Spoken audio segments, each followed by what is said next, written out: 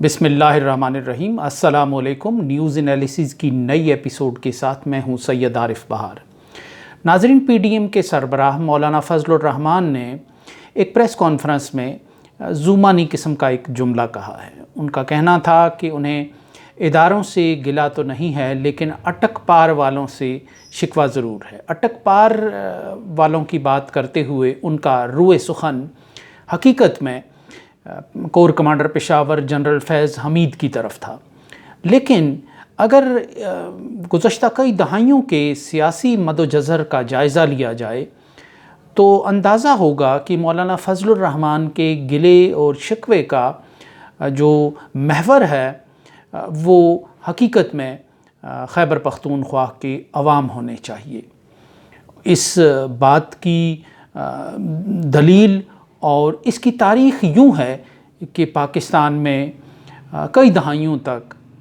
General Zia الحق کے martial law کے بعد جو سیاسی ڈھانچہ قائم ہوا، اس کے نتیجے میں ٹو پارٹی سسٹم قائم ہوا۔ مسلم لیگ نون، جو پہلے مسلم لیگ تھی، بعد میں مسلم لیگ نون کی شکل اختیار کر گئی، اور اس کے مد مقابل پاکستان پیپلز پارٹی۔ یہ دو جماعتیں تھیں، ایک کو رائٹ کی جماعت سمجھا جاتا تھا، ایک کو لیفٹ کی جماعت سمجھا جاتا تھا۔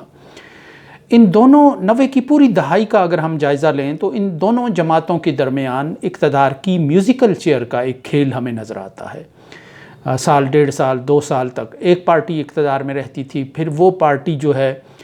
دوسری جو اپوزیشن میں پارٹی ہوتی تھی وہ پھر مینورنگ کرتی تھی، وہ پھر راولپنڈی کے ساتھ اپنے تعلقات کا بناتی تھی، پھر ان کا استعمال کچھ اس انداز سے کرتی تھی کہ جو حکومت ہوتی تھی وہ الٹ دی جاتی تھی اور انتخابات ہوتے تھے، اور جس کے نتیجے میں پھر ایک دوسری جماعت برسر اقتدار آتی تھی۔ یہ ٹو پارٹی سسٹم جو ہے بالکل اس میں عوام کے لیے سانس لینے کی کوئی گنجائش نہیں تھی، عوام کے لیے کوئی باہر نکلنے کا کوئی راستہ نہیں تھا۔ ایک جماعت سے لوگ لڑکتے تو دوسری جماعت کی طرف جاتے، نون لیگ سے لوگ تنگ آتے تو پیپلز پارٹی کی طرف جاتے، پیپلز پارٹی سے تنگ آتے تو ان کے لیے مسلم لیگ نون کے سوا اگر پاور پالیٹکس کرنی ہے تو کوئی اور دوسرا آپشن اور راستہ نہیں ہوتا تھا۔ یہ ٹو پارٹی سسٹم ابھی شروع ہی ہوا تھا کہ اس کے ساتھ کرپشن کی داستانیں، کمیشن کی داستانیں، اقربا پروری کی داستانیں وابستہ ہونے لگیں، جس کے نتیجے میں یہ احساس پیدا ہونے لگا کہ ملک میں ایک عام ووٹر کو، ایک عام آدمی کو ایک سانس لینے کے لیے ہوا میں ایک تیسری کھڑکی کا کھلنا بھی ضروری ہے۔ لیکن یہ تاثر اس حد تک گہرا ہو چکا تھا کہ ملک میں کوئی تیسری پارٹی، کوئی تیسری طاقت، کوئی تیسری شخصیت ایمرج ہی نہیں کر سکتی۔ جس نے سیاست کرنی ہے، مین سٹریم سیاست کرنی ہے، پاور کی سیاست کرنی ہے، طاقت کی سیاست کرنی ہے، اس کے لیے واحد آپشن یا تو مسلم لیگ نون ہے یا پھر پیپلز پارٹی ہے۔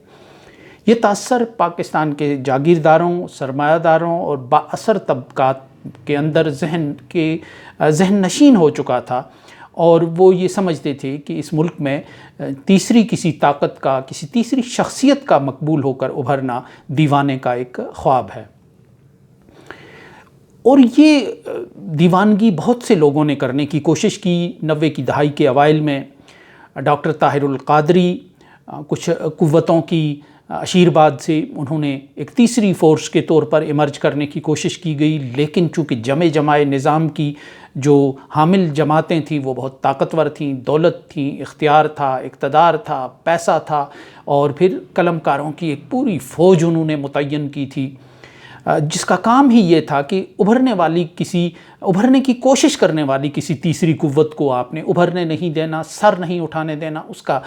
مضحکہ خیز قسم کا اس کا تاثر دینا ہے، امیج بنانا ہے، اسے تیسری قوت کو تیسری جنس کے طور پہ معاشرے میں بنا کے پیش کرنا ہے تاکہ لوگ اس کی طرف امید افزا نظروں سے نہ دیکھ سکیں۔ اس میں بہت سے نامور قلم کار جن کو ذاتی طور پر ہم جانتے ہیں، جن کے ساتھ ہم نے کام کیا، جن کے اداروں کے ساتھ ہم وابستہ رہے، وہ اس میں پوری ایک بریگیڈ تھی کہ جو اس کام پر متعین تھی کہ کوئی نئی آواز، کوئی نیا ترانہ اس ملک میں نہ گونج سکے اور لوگوں کو کوئی آپشن دستیاب نہ ہو۔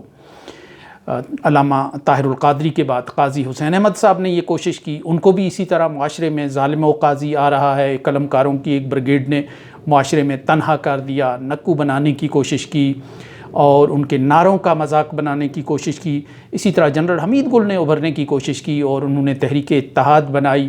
اور لیکن وہ بھی نغمہ جو ہے وہ ساز پر گایا نہ جا سکا۔ اور خود مجھے یاد پڑتا ہے، میں نے اس دور میں ایک کالم لکھا کہ جنرل حمید گل بلبل شوریدہ نالا ہے تیرا خام ابھی۔ تو یہی بتایا کہ اس ملک میں فوری طور پر کوئی جو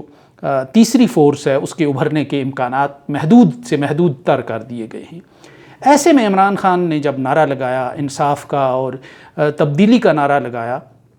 تو انہیں بھی معاشرے میں ان بڑی سیاسی جماعتوں نے اپنے وسائل، اپنے اقتدار، انتظامیہ، عدلیہ، فوج کے اندر اپنے تعلقات کی بنیاد پر معاشرے میں نکو بنانے کی کوشش کی، تنہا کرنے کی کوشش کی، ایک مذاق بنانے کی کوشش کی گئی، اور واقعی بہت عرصے تک وہ ایک مذاق ہی رہے۔ لیکن پاکستان کے جس علاقے نے سب سے پہلے اس تھرڈ فورس کو، اس تیسری طاقت کو، اس متبادل آپشن کو ابھرنے کے لیے سپیس فراہم کی اور وہ اس کے ساتھ چلے، وہ اٹک پار کا وہ علاقہ تھا جس سے مولانا فضل الرحمان آج شکوہ کنا نظر آتے ہیں۔ صبح سرحد اور بعد میں خیبر پختونخوا کے نام سے جو مشہور ہوا، یہ علاقہ وہ تھا جہاں پہلی دفعہ تحریک انصاف اور عمران خان کی آواز کو سنجیدگی کے ساتھ لیا گیا، اور ان کا نوجوان طبقے میں ان کی بات کا ایک اثر ہوا، اور انہوں نے یہ خواب دیکھنا شروع کیا کہ یہ جو 2 پارٹی سسٹم ہے جس کے ساتھ کرپشن کی کہانیاں اور داستانیں وابستہ ہو کر رہ گئی ہیں، اس کو توڑا جا سکتا ہے۔ تو یہ وہ زمانہ تھا جب خیبر پختونخوا کی سیاست چند ایک بڑی سیاسی جماعتوں کے درمیان تقسیم تھی، گھرانوں کے درمیان تقسیم تھی۔ خود مولانا فضل الرحمان جو ہے وہ ڈیرہ اسماعیل خان کے علاقے میں اور اس کے گرد و نواح میں ان کا بڑا گہرا اثر رسوخ تھا، وہ کھمبا بھی کھڑا کرتے تو اس کو بھی کامیابی ملتی تھی۔ اسی طرح ANP اور پیپلز پارٹی جو ہے وہ وہاں سٹیک ہولڈرز تھیں مختلف علاقوں کی، پشاور میں، چارسدہ کے علاقے میں، مانسرہ کے علاقے میں مسلم لیگ نون کا گڑھ اس کو ہزارہ کو سمجھا جاتا تھا، اور وہاں کوئی کھمبا بھی اگر میاں نواز شریف کھڑا کرتے تو وہ بھی جیت جاتا تھا۔ اس طرح خیبر پختونخوا کی سیاست میں روایتی سیاسی گھرانے حکمران چلے آ رہے تھے۔ مثلا مولانا مفتی محمود وہ تھے کہ جنہوں نے بھٹو صاحب کے خلاف ایک تحریک کی قیادت کی اور قومی اتحاد کے سربراہ کے طور پہ، لیکن ان کے بیٹے مولانا فضل الرحمان کے طور سامنے آئے۔ اسی طرح اسی دور میں خان عبد الولی خان تھے جن کے والد محترم خان عبد الغفار خان ایک بہت بڑی شخصیت تھے۔ جب ولی خان صاحب منظر سے ہٹے تو پھر ان کے بیٹے اسفندیار ولی آ گئے، اور تقریباً یہ سلسلہ یوں ہی تمام سیاسی جماعتوں میں چلتا جا رہا تھا۔ مختلف پاکٹس میں ان کی قوت تھی، طاقت تھی، اور اس کی بنیاد پر پھر وہ اقتدار کے لیے ڈیلز کرتی تھیں بڑی جماعتوں کے ساتھ۔ تو جب عمران خان اس علاقے میں داخل ہوئے تو انہیں غیر معمولی پذیرائی ملتی چلی گئی۔ یہ ایک الیکشن جس کا عمران خان نے بائیکاٹ کیا، اس میں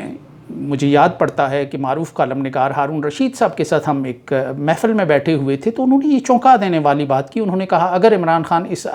الیکشن کا بائیکاٹ نہ کرتا تو KPK میں ان کی کامیابی جو ہے بڑی واضح تھی۔ تو میں نے یہ بالکل ایک چونکا دینے والی بات تھی، کیونکہ باقی ملک میں عمران خان کی سیاست کو ایک مذاق ہی سمجھا جا رہا تھا، ان کے نعروں کو تصوراتی سمجھا جاتا تھا، اور ان کو کے لیے ایک جو بڑی سیاسی جماعتوں نے اور ان کے جو دانشور تھے، قلمکار ان کے لیے کام کرنے والے، انہوں نے ان کے لیے اصغر خان کی ایک اصطلاح جو ہے منتخب کر رکھی تھی، یعنی ایئر مارشل اصغر خان، جو ایک اجلے کردار کے حامل سیاستدان تھے، لیکن سیاست میں وہ ناکام ہوئے اور وہ اقتدار انہیں چھو کر گزر گیا۔ یعنی عمران خان ایک ایسا سیاستدان ہے کہ جسے اقتدار چھو کر تو شاید گزر جائے، لیکن وہ اقتدار کی منزل تک نہیں پہنچ سکتا۔ تو ایسے میں جو اٹک پار والے تھے انہوں نے ان کو قبولیت دی، پھر ایک الیکشن میں انہیں کامیابی ملی، اس کے بعد دوسرے الیکشن میں اپنی روایت کے برعکس ان لوگوں نے، خیبر پختونخوا کے عوام نے دوبارہ جو ہے وہ عمران خان کو ووٹ دیا اور PTI کو ووٹ دیا، اور یوں وہاں ان کی دوسری بار حکومت قائم ہوئی۔ یہ KPK کی جو سیاسی تاریخ ہے اس کا انوکھا اور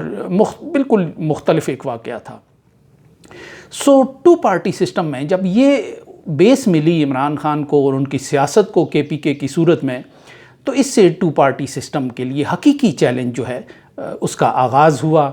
یعنی جو بات انہونی نظر آ رہی تھی، جو بات ناممکن نظر آ رہی تھی، اٹک پار والے نوجوانوں نے، یعنی ان میں ایک خوب بغاوت پیدا ہو چکی تھی، ایک چنگاری ان میں سلگ چکی تھی کہ یہ 2 پارٹی سسٹم جو ہے یہ ڈیلیور نہیں کر سکا، پاکستان کے نوجوان کی امیدوں پر پورا نہیں اتر سکا، پاکستان کو ایک جدید اور ترقی یافتہ ریاست نہیں بنا سکا، صرف یہ ایک آستانہ اور خانقاہی نظام کے دے گیا کہ جس میں باپ کے بعد بیٹا اور اس کے بعد پوتا، بھانجا، بھانجی، بھتیجا، بھتیجی، اور یہ ایک خاندانی سسٹم تو دے گیا، ایک ڈائناسٹیز کا سسٹم دے گیا پاکستان میں، لیکن عام آدمی کے لیے کوئی امید نظر نہیں آئی جمہوریت کے نام پہ اور سویلین بالادستی کے نام پہ اور دوسرے خوشنما اور دلربا نعروں کے باوجود یہ نظام ڈیلیور نہیں کر سکا۔ تو ایسے میں جو پھر اس 2 جماعتی نظام کا فسوں جو ہے وہ توڑنے کا آغاز KPK کے عوام نے کیا، اٹک پار کے لوگوں نے کیا، پھر انہوں نے اس متبادل پلیٹ فارم کو سپیس فراہم کی، پھر اسے کامیاب بنایا، اور اس کا نتیجہ یہ نکلا کہ یہ جو 2 پارٹی سسٹم ہے کہ جو ایک چٹان کی طرح نظر آ رہا تھا، جو ناقابل تسخیر قلعے کی صورت میں نظر آ رہا تھا، بالآخر وہ ریزہ ریزہ ہو کر زمیں بوس ہو کر رہ گیا۔ اور آج اس ملک کی جو سب سے بڑی سیاسی قوت اور پاپولر طاقت ہے وہ ان 2 جماعتوں کے اندر نہیں ہے، بلکہ وہ تیسری وہ قوت ہے کہ جس کو ایک دور میں مذاق سمجھا جاتا تھا اور مشکل سمجھا جاتا تھا اور نعرہ مستانہ سمجھا جاتا تھا، اور جس کی بات کرنے والوں کو معاشرے میں تنہا اور بالکل اچھوت بنا کر پیش کیا جاتا تھا۔ سو آج ایک وہ طاقت سب سے بڑی ہے، اور جو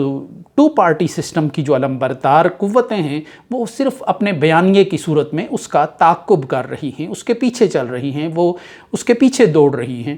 تو یہ وہ صورت ہے کہ جس میں مولانا فضل الرحمان، جہاں وہ بے تاج بادشاہ سمجھے جاتے تھے ایک علاقے کے، جبہ و دستار اور محراب و منبر کی بنیاد پر وہ اپنی پولیٹکس کرتے تھے، وہاں ان کا جو طلسم ہے وہ ٹوٹ چکا ہے، نہ صرف ان کا بلکہ بہت سے روایتی سیاسی گھرانوں کا جو سحر ہے وہ ٹوٹ چکا ہے، اور وہاں کا جو نوجوان ہے وہ بالکل ایک باغیانہ اور ایک مزاحمتی اور انقلابی روش کے ساتھ ان کے ہاتھوں سے نکل چکا ہے۔ تو ایسے میں مولانا فضل الرحمان کا یہ جو گلہ ہے اٹک پار والوں سے، یہ بالکل جائز، اور یہ گلہ جو ہے یہ فیض حمید سے زیادہ یہ گلہ KPK کے عوام سے بنتا ہے ان کا، کہ جنہوں نے ایک روایتی 2 پارٹی سسٹم کے تانے بانے کو بکھیرنے میں بنیادی کردار ادا کیا، اور آج 2 پارٹی سسٹم کی جو سربریدہ لاش ہے وہ آج ہمیں سامنے دیکھنے کو ملتی ہے۔ سو اس کے ساتھ ہی اجازت دیجیے، اللہ نگہبان۔